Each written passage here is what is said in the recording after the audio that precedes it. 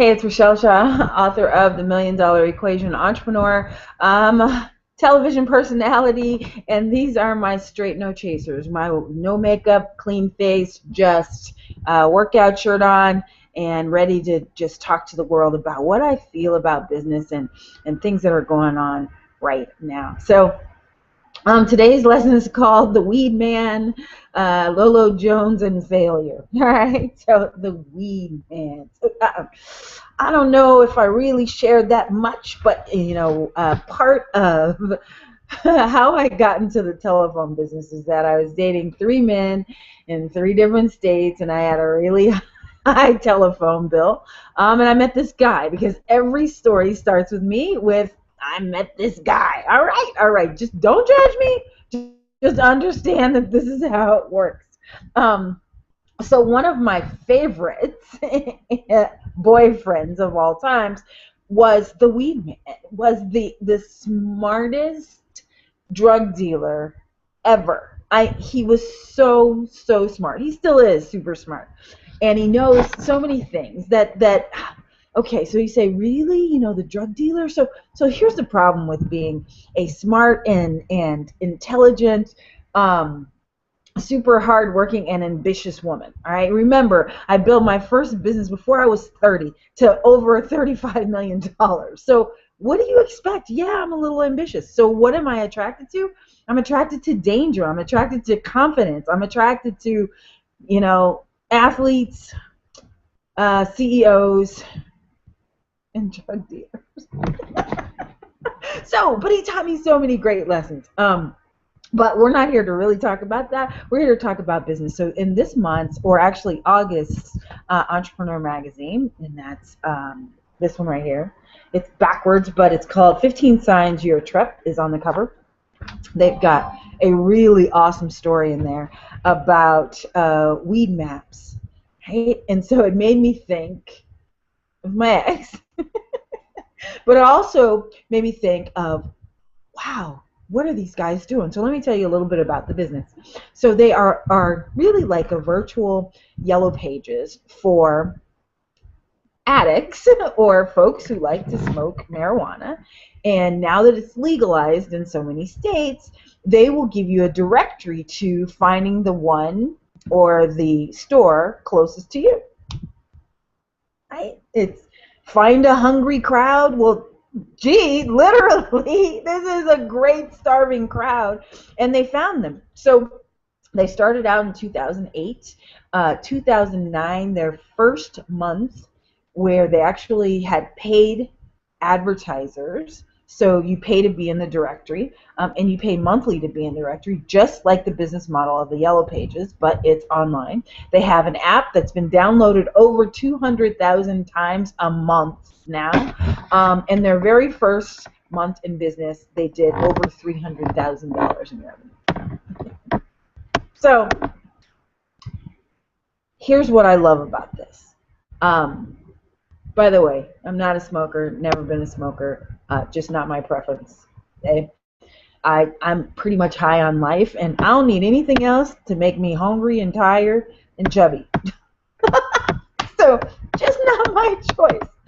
But so here's how it works. With the business, why I love it so much is so many folks are trying to go into the medical marijuana business where they're opening stores all over. Okay? Tons of overhead, tons of government regulation, tons of people trying to get in.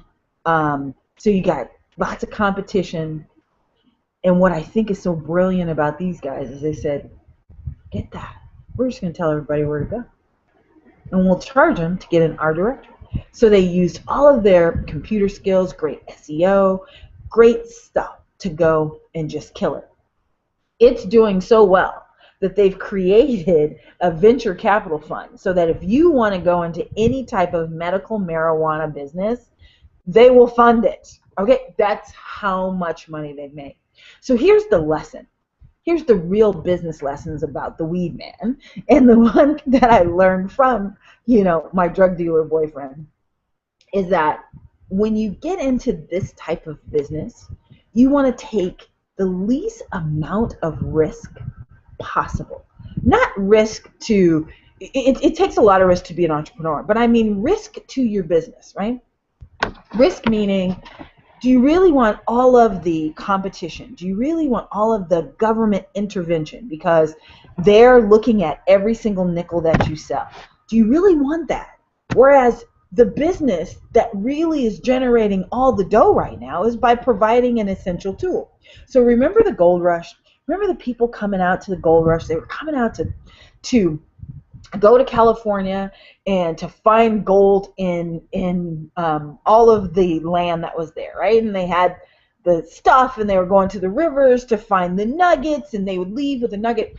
Well, if you know your history at all, which I was a history major, and the history is that most of the people never found gold, okay? And they never really made it rich. But who made it rich? Who really made it rich? The people who sold them the tools. The guy who sold the shovel. The guy who sold the pans, the testing of the gold. That's where the money is made. So these guys in the weed business. So what's it called here? I gotta find it for you. Weed map. Weed map.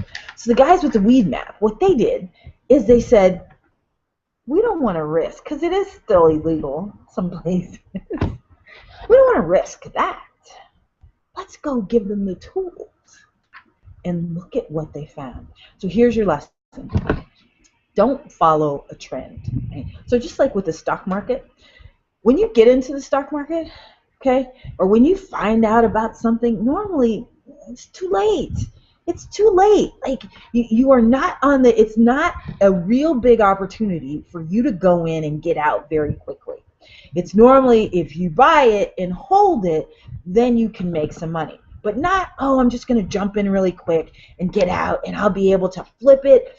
That's not normally what happens, because all of those deals have already done before we hear about it on the news. Unless you are, of course, a stockbroker and you insider trading, or you study it every single day, right? But for the average guy, it's too late, and that's what's kind of going on in some of the industries. So I watch people, try to build social networks right now. It's like, it's a little too late for that, But they see that, oh, well, look at what Facebook has done, look at what Twitter has done. Yeah, but it's too late for that. They're already there. The better thing to do is to create tools so that they work with those. So now you get where people already are, and you bring them in to figure out the tools. So trying to figure out what is the best way to make money. And I see entrepreneurs screw it up all the time by showing up too late because they haven't implemented or acted on what they were supposed to do or when they first got the idea. Or the market is already changing. It's already turning the corner, and they haven't done enough research. If you've got one of those ideas that you're not really sure of, you need to come join me here in Vegas in October. So every quarter I do a live event where I bring just 30 entrepreneurs together and we figure out a way to change your life and change your world. So if you're not following me already in Facebook with our private groups there with MD Nation, if you haven't gone to mdnation.com, you haven't gone to my website and seen the implementers of the month and seen all the things that they're doing, it's because we figured out, like, where is it that they can make money and where can they make money fastest without so much risk. So kind of like the weed man, okay? This is like the best thing ever. I love it. I love it. So you need to come out. So that's the shirt I got on today. So you should, I've got the Accelerate the Momentum MD Live. This was from last year, and this is the last one I'm doing for the year. I haven't scheduled 2015 yet, so I don't know if I'm going to have time, especially to meet with such a small group. So this is going to be one of, if not February, the last times that you'll be able to meet with me in a group so small with just 30 people. So I would love to have you come if you're interested. Send me a message, send me a comment after you watch this, and just let me know. All right, so second thing I wanted to talk to you about today, which I wanted to talk to you about yesterday, but yesterday kind of got away from me, and I was just so busy I didn't get a chance to even open up my laptop, let alone record a message, but it was Dancing with the Stars, and that Lolo Jones was the first one to leave the show. And so as I'm watching her, I'm thinking, this is painful. This is really painful for her. And you look at this amazingly talented, beautiful, strong, powerful woman who is broken. And when I read her Facebook post of all the things that she just wanted it, she got flashbacks of what happened in the Olympics and not fulfilling what everybody thinks that her potential is. It just crushed her, and I wanted to reach out to her, just put my arms around her and say, how we deal with failure determines if we ever get to deal with success. So I say that all the time. It was featured in my book and in almost every interview that anybody's ever interviewed me with.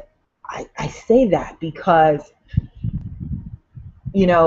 around her age is when I lost it all. $40 million worth of revenue. $100 million we did in 3 years.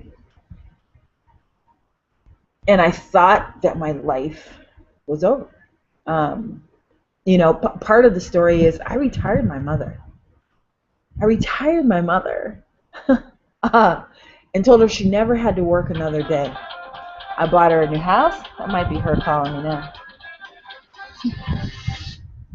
Bought her a new house. So how do you tell your 70-year-old mother, well, guess what? Now you got to get a job because I lost it all.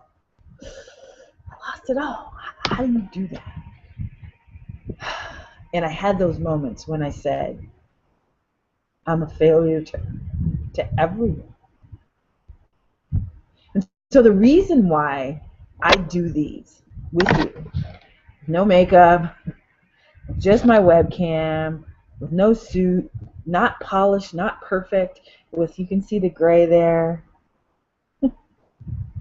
It's because I learned in my wisdom that my best days are ahead of me, not behind me. And everything, how I react to it will change my life. And so if I see this one failure as the only defining moment for my life, then why am I still here? And I finally realized that there were so many more awesome things to come. Now I have a beautiful daughter. I have a great life. I have a really awesome life where I get to teach entrepreneurs how to build their business and how to push through and how I push through and what to do next. I'm a launch of a new book is coming out in October. It's not my book that I personally wrote, but I wrote a chapter for it. It's called The Underdog, and so they featured my story in there. And I'm so excited about stories about underdogs. But, the heart of a champion, the heart of a real champion is someone who's lost. The reason why in baseball they can keep playing is because there's so many games. Basketball, same thing. You have to shake it off. You have to be better the next week. So that when football, it's not so many games, but you still, when the quarterback passes and throws an interception, you got to have the strength to pass the ball again. And so when I read her comments, I realized that how this happens to so many entrepreneurs. It's not the ones who fail. It's the ones who fail and stop and say, I can't do this anymore, because at the end of the day, you can. You are amazing. You have every idea. Not all of them will work, but dang it, one of them will. One of them will. We just have to stop stopping and keep going and have an amazing, amazing life. Because I thought that was it. I thought it was it. I mean, and part of the story, and if you're new to me, then you don't know the story too, but I rebuilt back my $1 million business in 5 months. Then a year and a half later, I was working like a dog 24 hours. I'd had my baby. She was 18 months, and I said, what am I doing? I lost my sister-in-law in a horrible, tragic accident where a truck ran her off the road. She was 9 months pregnant. So we lost her and my new little niece. Um, this happened a long time ago, or 6 years ago, but still when I tell the story. So I was off to another conference. I flew off. My boyfriend went home. And at 1 o'clock in the morning, I got a call from him that said, it's happened again. I said, what? And he said, it's happened again. His other sister was driving home from the funeral, and a truck ran her and her daughter off the road and killed them. So in 9 days, I lost two very important people in my life. And I said, what in the world am I doing? Life is not just about making money and about working in this business. Life is about living. And so I decided to sell my company to a guy I had sold several other businesses to, and who was still paying me on a company that I sold him 8 years before. I made a hasty decision. I decided to sell. And the business was going to pay me between $20,000 and $40,000 a month. And he made one payment. He lost my company and his within the next 90 days. There was nothing to go after. There was nothing. So but what I learned from the first failure is that nothing is forever. And that things don't happen to you, they happen for you. So that when it happened again, don't get me wrong, I was still saying, really, God? You've got to be kidding me. But it all stopped. And now I'm doing really what I think I was called to do. And that is helping as many entrepreneurs that I know build their own $1 million businesses. And that's what I really would love to do for you who are watching, is help you any way I can build your own $1 million business. All right. Happy Friday. Have an amazing weekend. And I'll see you Monday, all right, for episode 12. All right. Have a good one. Thanks for letting me cry. I'll talk to you soon. Bye-bye.